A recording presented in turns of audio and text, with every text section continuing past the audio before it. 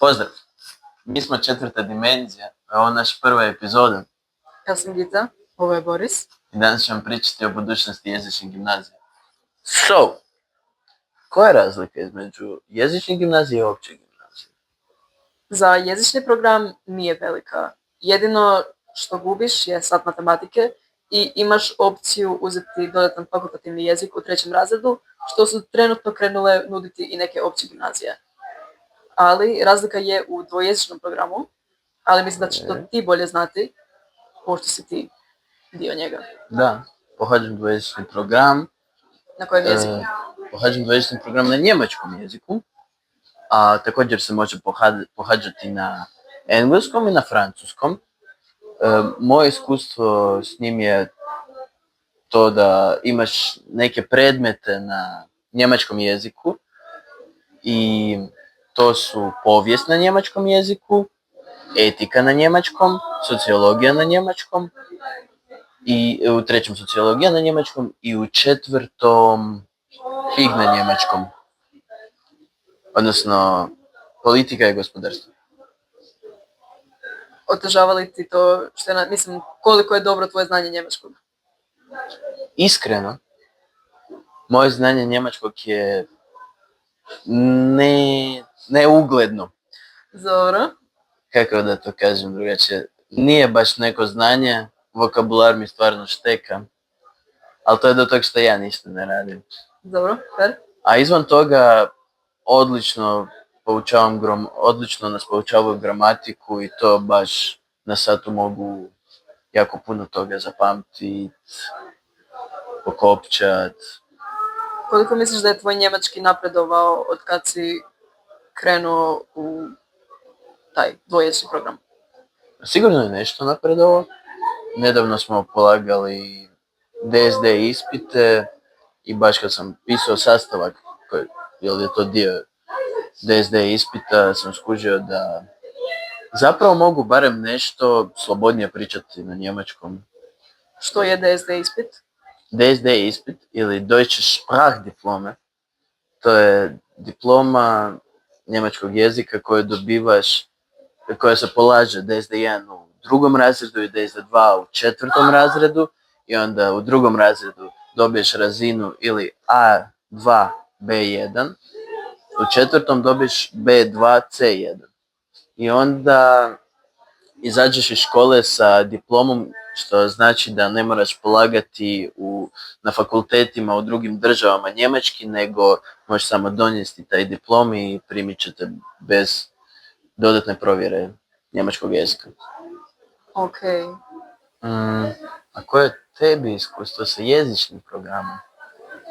Pa, ne bi sad, mislim naravno iz svog iskustva ne bi znala usporediti sa općom gimnazijom, ali tipa, pošto nisam najveći matematičar, meni odgovara da nemam 4 sata matematike tjedno, a i mislim da ok, druge škole imaju više, ali pošto meni ne treba, mislim, također je subjektivno, zato što mi ne treba A razina iz matematike, ali mislim da je za B razinu, ako osoba uči, a čak i za A razinu, naravno manjak je, ali barem je moj profesor kvalitetan, tako da mislim da je u redu. A onda moj drugi strani jezik je francuski i iskoristila sam i u 3. razredu priliku za talijanski, ali nisam ostavila. I za francuski bi rekla da sam dosta naučila. Naravno ima ljudi koji neće, ali ako se osoba potrudi, onda mislim da definitivno može postići neku visoku razinu u bilo kojem jeziku, a za sebe mogu reći sa francuskim. Čak i sa tempom u 1. razredu 4 sata tjedno, a u ostalim razredima po 3 sata tjedno. Je li po 3 usta? Da. Ja sam mislila da je samo po 4. Ne, to je bilo samo na početku, to je bilo malo jače, a sad od tada je 3 sata tjedno, što nije u stvari, nisam sigurna koliko je u općim gimnazijama, ali u principu nije toliko više od jezika u drugim školama. To je jako zanimljivo, zato što u dvojezičnom programu mi u 2. razredu i dalje zapravo imamo ima 4 sata tjedno njemački. Ok, to bi imalo smisla, a plus svi sati koje odrađujete na njemačkom jeziku. Da, plus imamo, pošto smo dvojezičari, za nas je pod navodnicima obvezna nastava DSD-a. U stvari to su još 2 sata njemačkog, onda povijest je na njemačkom, to su još 2 sata njemačkog, znači za sad je 8, i onda još etika na njemačkom, znači imamo tjedno 9 sati vezano s njemački jezik. Mogu To je li, 3 praktički. mogu li na DSD-u sudjelovati i ljudi iz jezičnog programa? Naravno, imamo, kod nas su također dekači naše generacije i htjeli su i cekače kod nas staviti, ali po rasporedu se nije poklapalo, pa oni su na svom DSD-u. Ok, znači postoji mogućnost dodatnih sati za specifično njemačke govornike u našoj školi. Da, ali koje nisu dvojezične programe. Ok. A sada, ti kao maturantica, reci meni koje su prednosti upisivanja 4. gimnazije. Evo, nedavno je bio dojdio Smash, pa će taman puno đača upisivat ovu gimnaziju uskoro. Pa, 4. specifično, ne znam za druge škole, ali barem kad sam ja upisivala, je imala niži bodovni prag nego neke opće gimnazije, za, koliko bi barem ja rekla, dosta sličnu kvalitetu školovanja. Naravno, ne mogu reći sigurno, ali čini mi se da su svi gimnazijalski programi donekle slični. Onda pogotovo znam da je prag za dvojezične programe dosta niži i da je to odlična motivacija, ali da unatoč tome se ne upiše dovoljno ljudi i čak često ostane prilika i na jesenskom roku. Tako je bilo kod nas. Koliko je vas u razredu? Nas je 20 u razredu, ali je u našem razredu dosta zanimljiva situacija, zato što kod nas su 2 učenice se preselile u drugu državu i 2 učenika su došli, jedan je došao na drugoj polovici 1. razreda, a drugi je sad došao u 2. razredu. Ali bi li rekao da postoji neki razlog zašto je to tako prazno ili si zadovoljan s time kako taj program funkcionira? Iskreno ne vidim razlog zašto je to tako prazno, možda zato što ljudi su jako nabrijani na ove sve prirodoslovne, mi smo pametni, idemo u matematičku gimnaziju, MIOC. Šta je fair? Ja mislim da to je odlično biti tako nabrijan, ali ovdje je isto super, ne mogu reći da se osjećam kao da gubim nekakvo znanje time da sam u 4. I da budem iskren, meni je dosta ugodno što naš razred nema 26 ljudi, nego 20, ali to je već moje više personalno mišljenje o tome. Ne bih rekao da program ima nekakve negative. Sada, jedan jako fair dio, možda nekima ne paše to da povijest je na njemačkom jeziku. To može definitivno dodati, kako bi to rekao, intenzivnosti, teškoći ili čak bi rekao stresu pri učenju, ali također se može gledati kao nešto pozitivno jer to je škola, tvoj program, ako te baš zanima jezik, tjera da ga baš koristiš i to je to. Možda jednostavno nisu previše ljudi zainteresirani za imati neku nastavu na njemačkom, nek žele njemački na njemačkom, povijest na hrvatskom i tako dalje. To je fair. Ali spomenuo si matematičke i dobro, za matematiku smo rekli da naravno kada se usporedi škola koja ima više vrsti matematika u svojem programu i jezična gimnazija, da je to ipak veća razlika između jezične i opće. Ali što se tiče nekih ostalih STEM predmeta, poput kemije, biologije i fizike, mislim da dosta dobro stojimo. Ja mislim da odlično stojimo. Ne bih rekao da smo išta iza općih gimnazija, barem isto ne čini. Što se tiče tih predmeta specifično, imamo i dosta profesora. Da, imamo stvarno puno profesora. Ima čak zabrinjavajuću količinu profesora. Ponekad mi se čini da imamo istu količinu profesora iz jezika i iz prirodoslovnih znanosti. Znači ravnoteža. Da, što je neobično gledajući raspored i to da u stvari bi trebalo biti manje prirodoslovnih predmeta, ali mislim da je to sigurno odlično, zato što neki profesori u stvari predaju i te STEM predmete na drugim jezicima. Kao maturantica nemam neke ambicije ići dalje u STEM područje, ali što se tiče baze i pripreme na našim satima kemije i ostalog, čak imamo nekoliko ljudi koje je iz četvrte gimnazije dalje otišlo studirati predmete poput kemije ili biologije, specifično na poznatijem PMF-u. I čak je članica Šiza intervjuirala jednog našeg maturanta. Dobro, dakle, prvo pitanje. Misliš li da je jezična gimnazija dobar izbor za one koji ne znaju šta će upisati? Pa, rekao bi da da, ako su spremni kasnije možda raditi malo više, ako odluče upisati onda na kraju nešto drugo. Dobro, a jesi li imao osjećaj da je program uravnotežen ili da je fokusiran previše na jezike? Ne bih rekao previše, svakako je fokusiran više na jezike, ali da, mislim, malo možda matematike fali, nekoliko sati možda. A koje su prema tebi prednosti i nedostaci? Prednosti svakako učiti više jezika, imati mogućnost učiti čak 3 strane jezika u srednjoj je super stvar. Meni je jako drago da sam imao tu mogućnost. Nedostaci, kažem već, možda malo više matematike, informatike, takvih nekih stvari, ali opet ovisi od osobe do osobe, naravno. Dobro. Kako vidiš ulogu jezika u budućnosti što se tiče tehnologije i treba li uvesti više STEM prakse u jezične gimnazije? Ja bih rekao da da, ali to je možda moje subjektivno mišljenje. Opet, naravno, neko ko se neće time baviti možda mu ne treba, ali možda bi bilo dobro malo više nekih STEM praktičnih stvari, na primjer sati informatike i tako. A koje je bilo prvo pitanje? Koja je budućnost jezika? Budućnost jezika u tehnologiji, pa mislim da uvijek ima potrebe i većina struke je na engleskom, puno firmi je i na njemačkom i tako, dakle uvijek treba jezika. Upisao sam zato što nisam znao što bi tada, nisam znao da ću ići u STEM područje, a uvijek sam volio jezike, nekako mi je to išlo, htio sam učiti njemački, možda još neki drugi jezik, kasnije sam uzeo španjolski, tako da mi se to činila najbolja opcija. A bi li ponovo upisao jezičnu gimnaziju? Bi, da. Koji bi preporučio?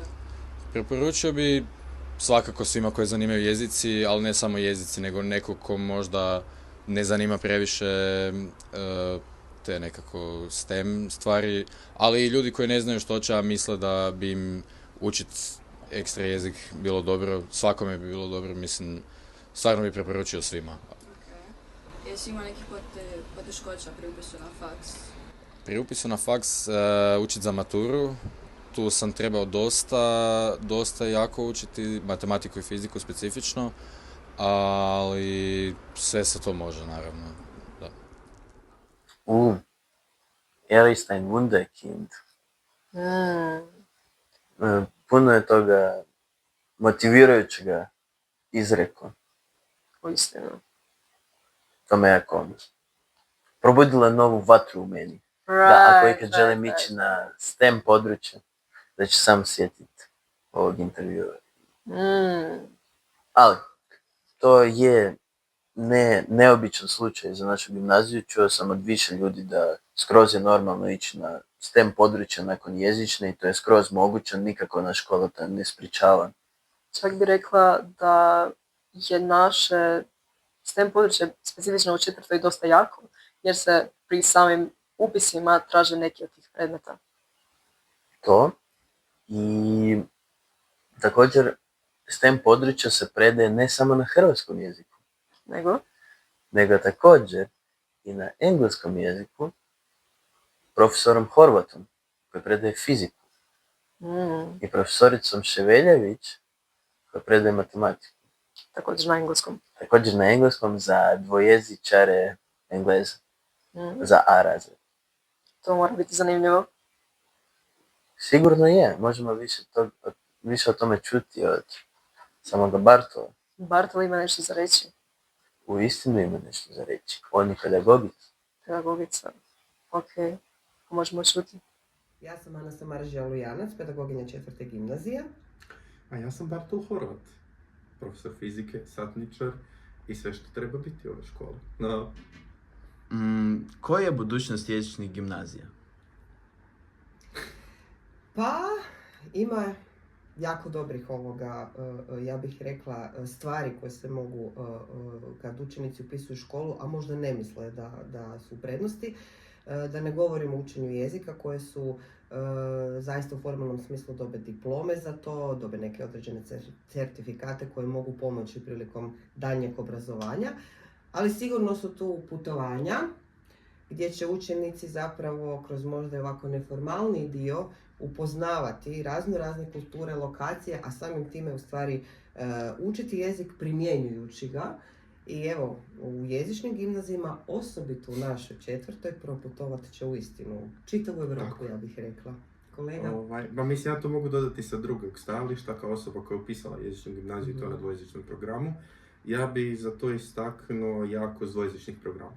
Ja mislim da je to nešto iznimno specifično i nešto što u stvari donosi najveću prednost i moć. Jer kad si ti okružen tim jezikom u 5, 6, 7 predmeta na tjednoj razini, gdje ti se tvoj vokabular povećava iz tjedna u tjedan, gdje se tvoja korištenje jezika raste, to bi ja recimo rekao i mislim da mi je to iznimno pomoglo kasnije, bez obzira što sam ja naravno kao što svi znamo završio fiziku.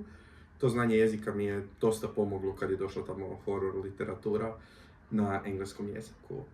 I ono što bi istaknuo, i ono što ja svima govorim, pa ću ja tu malo manje formalan biti, a to je da mislim da je velika prednost da kogod upiše ovu školu ima odlične predispozicije naučiti što god želi. Bilo to STEM područje kao moje, bilo to nekako humanističko područje, bilo to nešto baš detaljno iz jezike i što god da to radi, može uz to izaći sa 1, 2 jezične diplome, što im može iznimno puno pomoći.